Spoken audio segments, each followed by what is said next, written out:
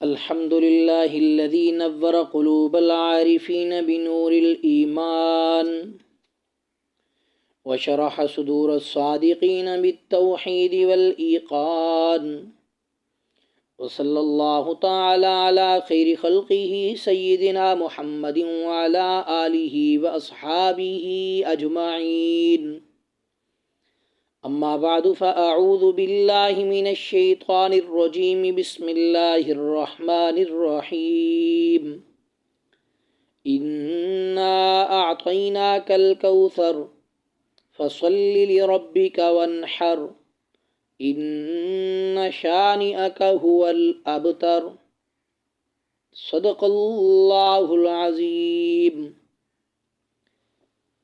بزرگان محترم، برادران اسلام، عزیز نوجوان بھائیوں، دوستوں اور ساتھیوں، آج کا یہ دن جمعۃ المبارک کا دن ہے، جو کہ بڑی شان، بڑے مقام اور بڑے مرتبے والا دن ہے۔ خوش قسمت ہیں وہ لوگ جنہوں نے اللہ کی اذان کو سنا اور مسجد میں آ گئے یا پھر آنے کی کوشش کر رہے ہیں۔ اللہ تعالی ہم سب کا آنا اپنی بارگاہ کے اندر مقبول و منظور فرمائے، اور جو لوگ کسی وجہ سے نہیں آ سکے، اللہ انہیں بھی اپنے در پر آنے کی توفیق نصیب فرمائے۔ میرے عزیز دوستو، وقت مختصر ہے، میں انتہائی اختصار کے ساتھ آپ حضرات کے سامنے جناب نبی کریم صلی اللہ تعالی علیہ وسلم کے صاحبزادے اور صاحبزادیاں، آپ کی اولاد کے بارے میں کچھ باتیں عرض کرنا چاہتا ہوں۔ دعا ہے کہ اللہ رب العزت مجھے صحیح بیان کرنے کی توفیق نصیب فرمائے۔ حق تعالی شانہ نے ہماری معاشرتی اور ازدواجی زندگی بنائی ہے۔ حضرت آدم علیہ السلام اور ان کی گھر والی حضرت حوا علیہ السلام سے اللہ تعالیٰ نے انسانی سلسلہ چلایا۔ جتنے بھی انبیاء علیہم السلام آئے، ان سب انبیاء نے شادیاں کیں۔ بعض کی اولادیں کم ہوئیں، بعض کی زیادہ ہوئیں، بعض کی ہوئی نہیں ہے۔ مالک کی حکمتوں تک کس کی رسائی ہو سکتی ہے؟ حضرت یحییٰ علیہ السلام کے سوا سب نبیوں نے نکاح کیے۔ حضرت عیسیٰ علیہ السلام کا نکاح نہیں ہوا، لیکن جب وہ اوپر سے نیچے آئیں گے، یعنی عرش سے فرش پر آئیں گے، تو یہاں آ کر نکاح فرمائیں گے اور ان کی اولاد بھی ہوگی۔ ہمارے نبی صلی اللہ علیہ وسلم ساری اولاد آدم کے سردار ہیں۔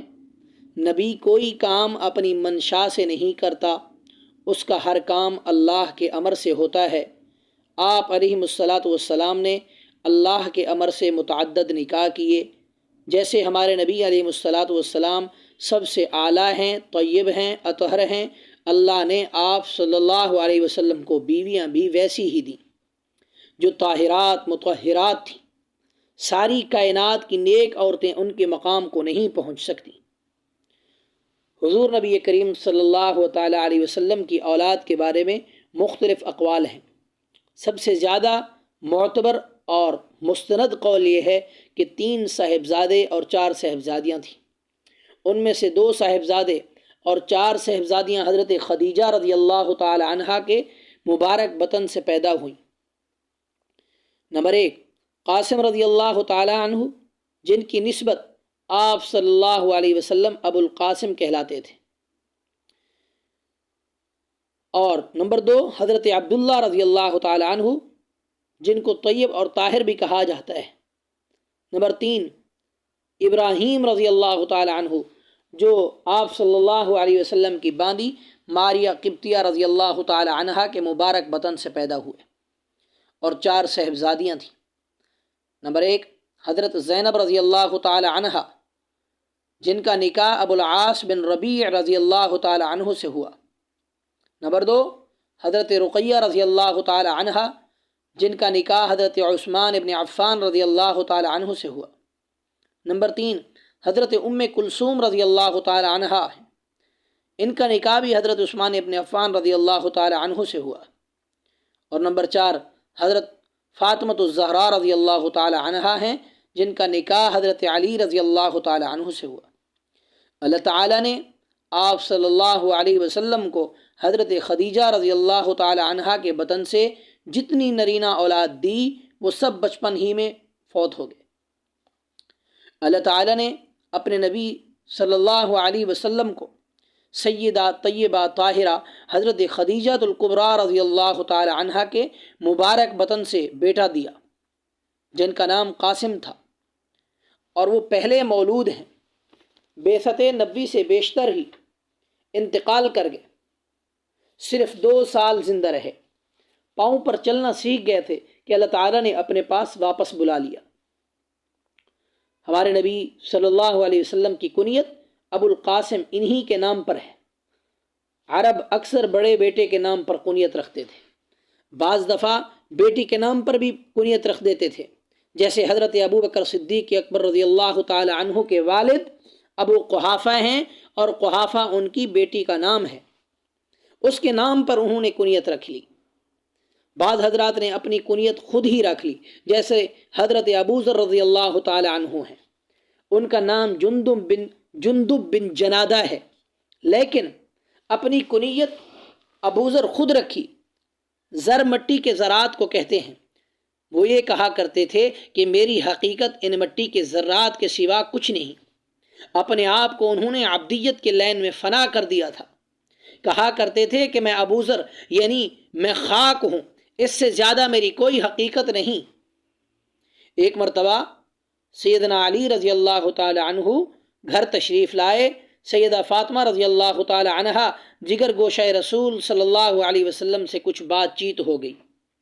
میاں بیوی میں اونچ نیچ ہو ہی جاتی ہے، تو حضرت علی رضی اللہ تعالی عنہ ناراض ہو کر مسجد میں آ گئے۔ اللہ کے نبی صلی اللہ علیہ وسلم اپنی بیٹی کے گھر تشریف لائے تو پوچھا، علی رضی اللہ تعالی عنہ کہاں ہیں؟